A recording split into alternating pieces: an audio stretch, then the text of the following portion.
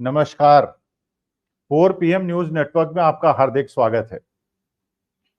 मैं निवेदन करना चाह रहा हूं महामहिम राष्ट्रपति महोदय से, जो देश की आन बान शान हैं, जो देश की प्रथम नागरिक हैं और जिनका पूरा देश सम्मान करता है, सर्वोच्च पद पर हैं। हमारी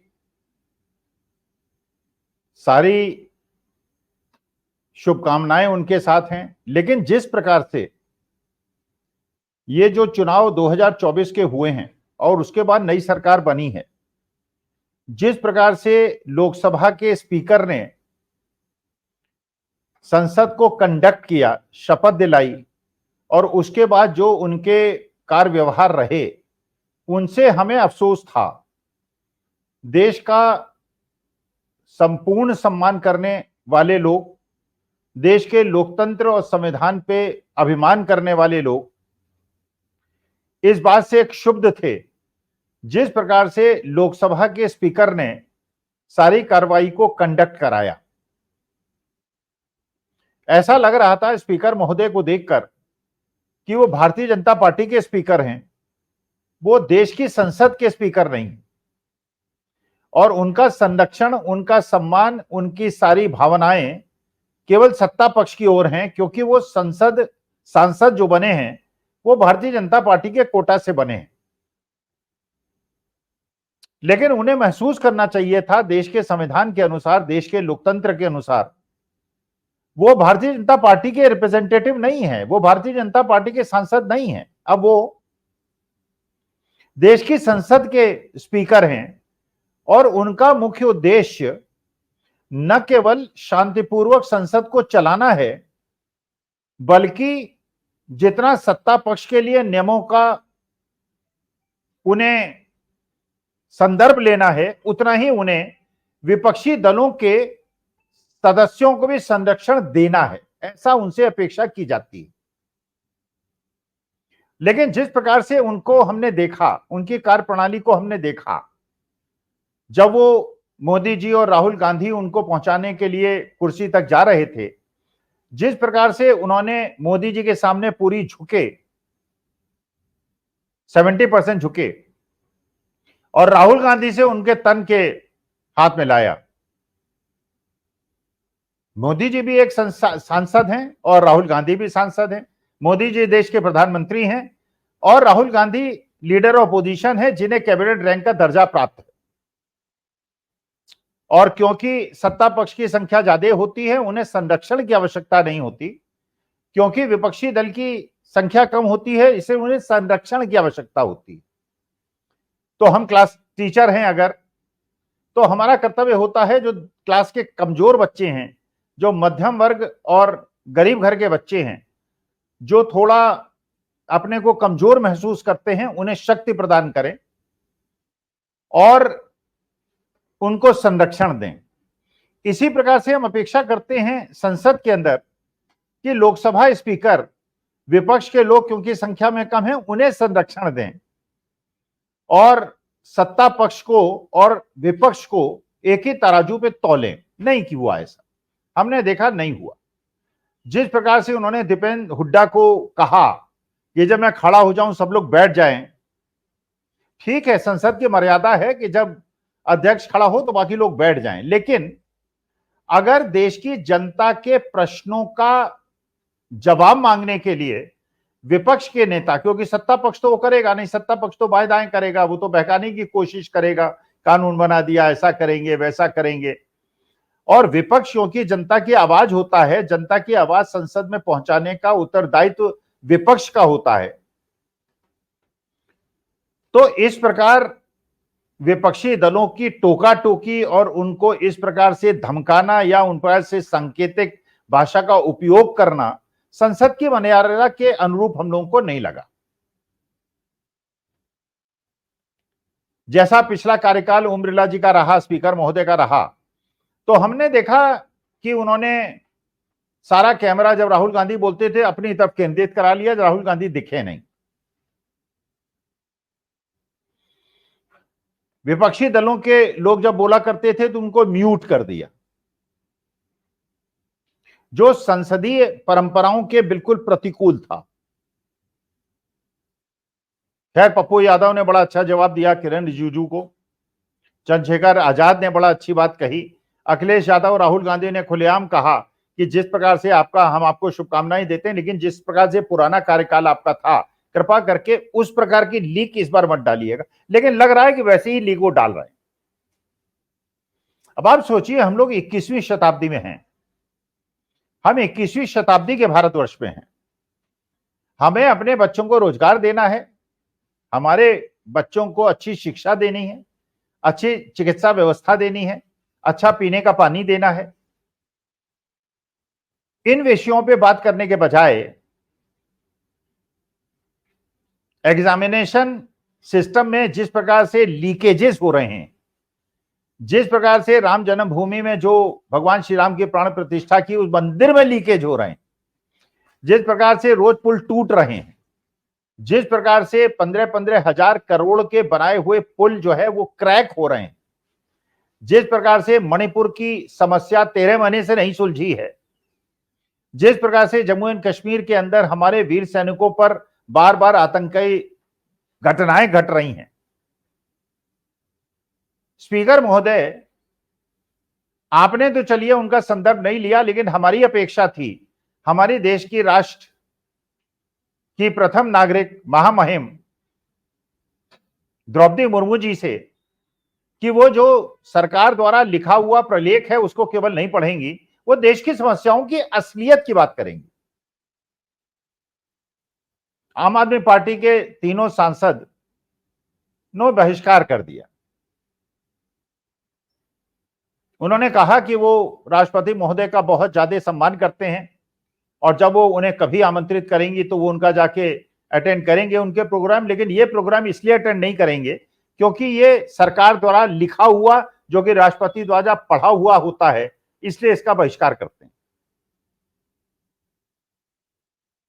राष्ट्रपति महोदय ने नॉर्थ ईस्ट के बारे में कहा। अब बताइए, नॉर्थ ईस्ट के बारे में कहेंगे कि सरकार, हमारी सरकार, क्योंकि सरकार का लिखा हुआ प्रालेख है, हमारी सरकार नॉर्थ ईस्ट में शांति व्यवस्था स्थापित करने का प्रयास कर रही।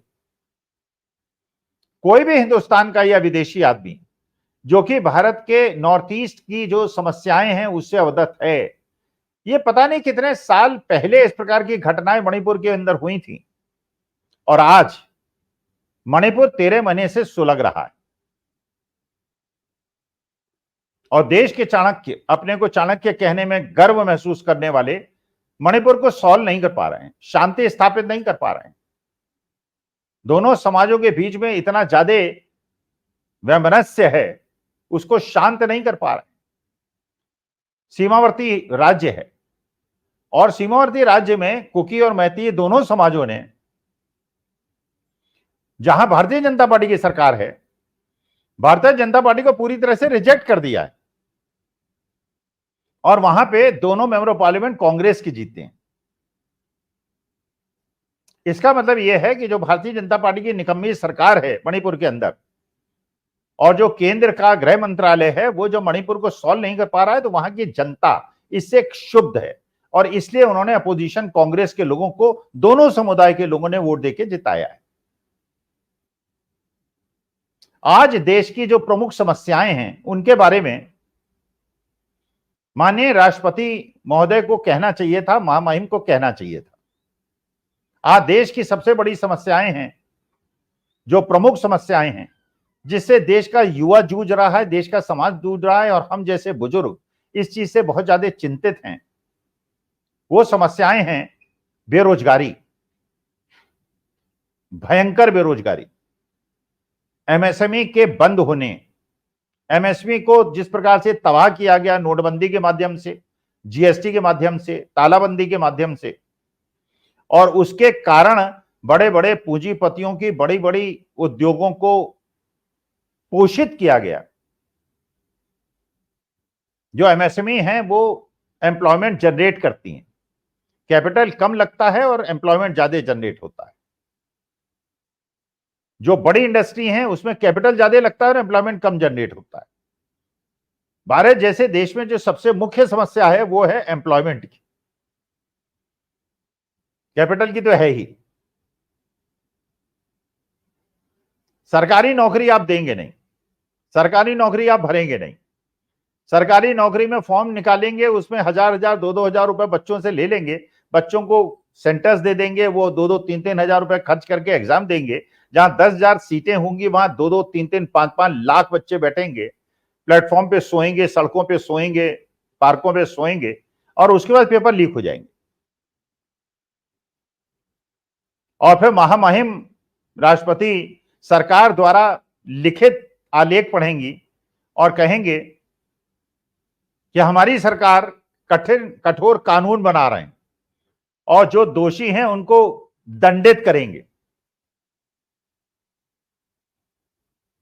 महामहिम ये बताएं, ये जो दोषी हैं इनको दंडित करने से क्या ये जो 24 लाख बच्चे जो नीट में बैठे थे और 9-10 लाख बच्चे जो यूजीसी नेट पे बैठे थे और जो नीट पीजी में बैठे थे, जिनके भी पेपर लीक हो गए, इनको न्याय मिल जाएगा?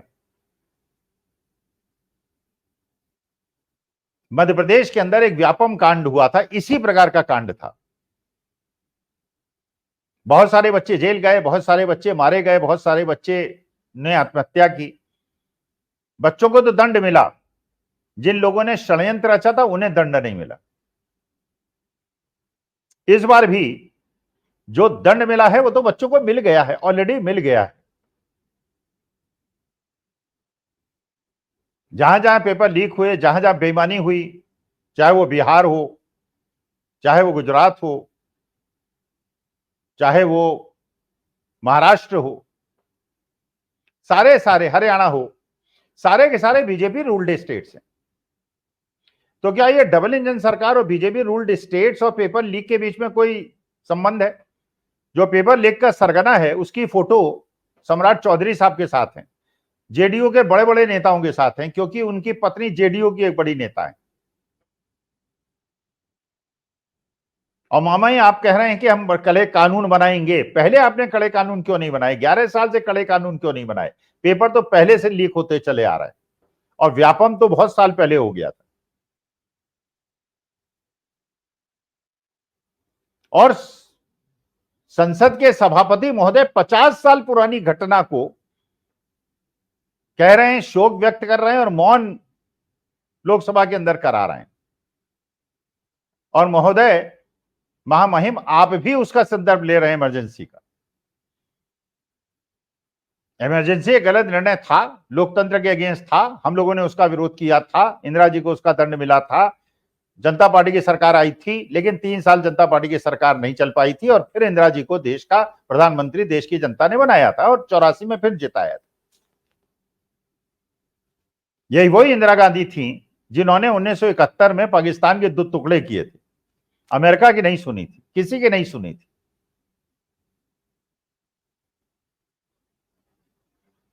और जिनको अटल जी ने दुर्गा माता कहा था, जिनको आरएसएस प्रमुख ने इमरजेंसी का समर्थन किया था, आचार्य विनोबा भावे जिन्होंने भूदान यज्ञ के तहत लाखों करोड़ों एकड़ जमीन गरीबों में बंटवाई थी, उन्होंने भी इसको अनुशासन पर्व कहा था।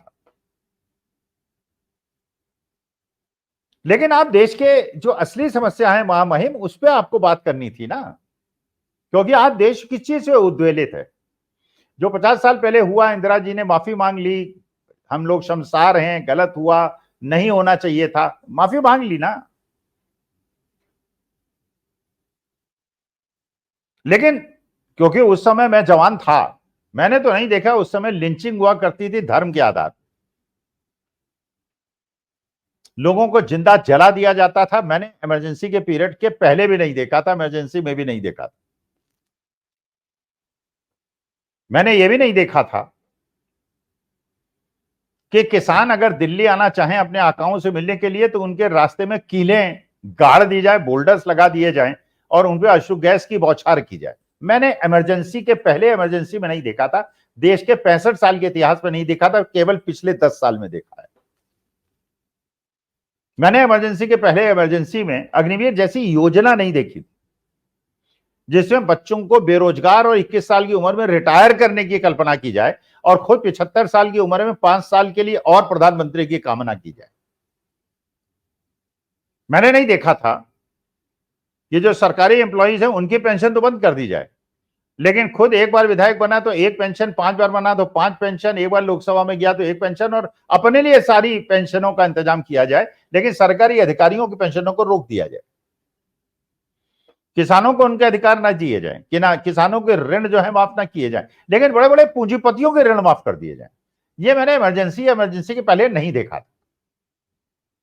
मैंने नहीं देखा था कि बड़े बड़े पूंजीपति तो 10 गुने अमीर हो जाएं और गरीब आदमी जो है उस 5 किलो अनाज पे निर्भर हो जाए। हाँ, देश बहुत बड़ी समस्या को झेल रहा है या झेलने की संभावना है। जितनी बारिश इस समय हिंदुस्तान के अंदर हुई है वो बहुत डेफिशिएंट है।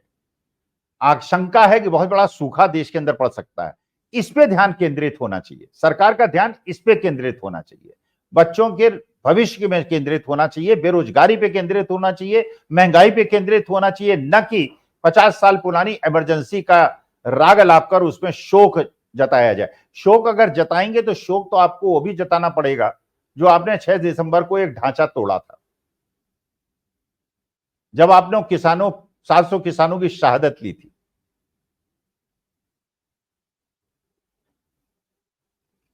हुए हैं गलत, बहुत सारे चीजें हुई हैं जो नहीं होनी चाहिए, उनकी बाद में नहीं होना चाहिए, लेकिन जिस प्रकार का धार्मिक विद्वेष, और संसद के अंदर आप स्पीकर महोदय देखते रहे कि कोई आदमी हिंदू राष्ट्र का नारा लगा रहा है, संविधान के विरुद्ध नारा लगा रहा है और आप कुछ नहीं बोल रहे हैं क्योंकि वो सत्ता पक्ष का है।